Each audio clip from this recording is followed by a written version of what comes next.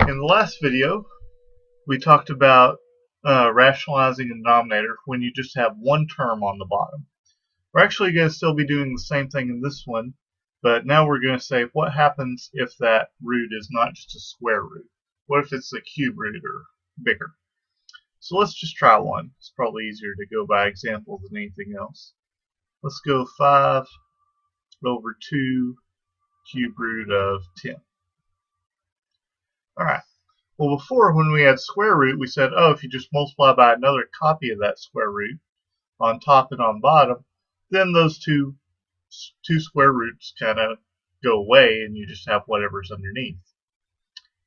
Well, for a cube root means if you cube it, so if you multiply 3 of them, it should go away. So all I'm going to do is multiply by cube root of 10 twice, and then on bottom I've got 2, and then cube root of 10, cube root of 10, cube root of 10, 3 of them, 3 cube roots go away, so I just have 10. And on top I've got 5 cube root of 10 times 10 is cube root of 100. And now just reduce my fraction, so the 5 cancels the 10, makes it a 2. So on top I've got cube root of 100. And on bottom, I've got 2 times 2 is 4. Let's do another one. Let's say 2x times the cube root of x squared y over 5 times the cube root of xy squared. So it's no different with the variables than it is with just numbers.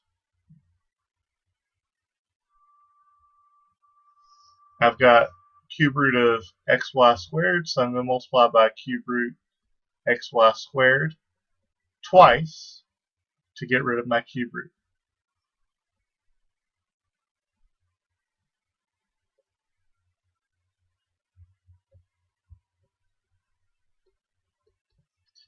So on top I've got 2x cube root of, well, x squared, x, and x makes x to the 4th.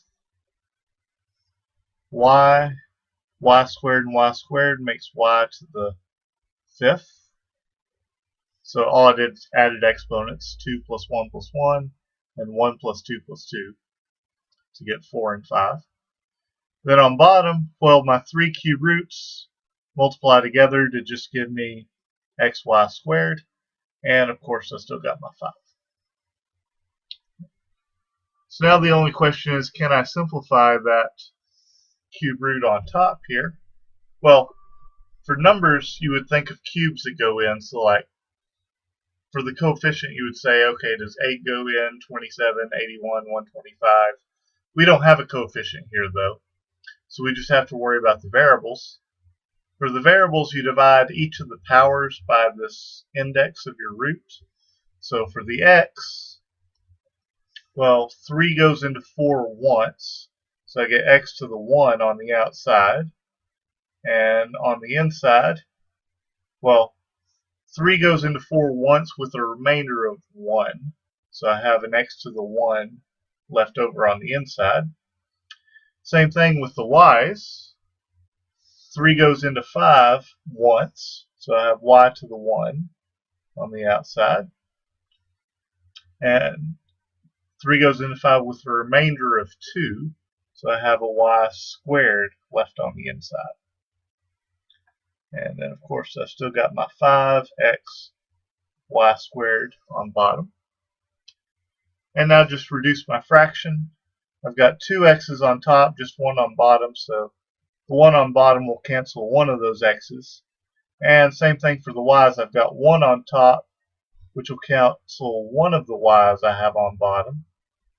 So all in all, I'll have 2x times cube root of xy squared on top.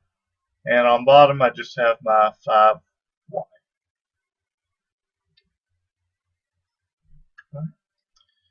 So that's for cube roots. Cube root, you need to multiply 3 together to get rid of your radical. It's going to be the same thing for fourth, fifth, sixth, however many.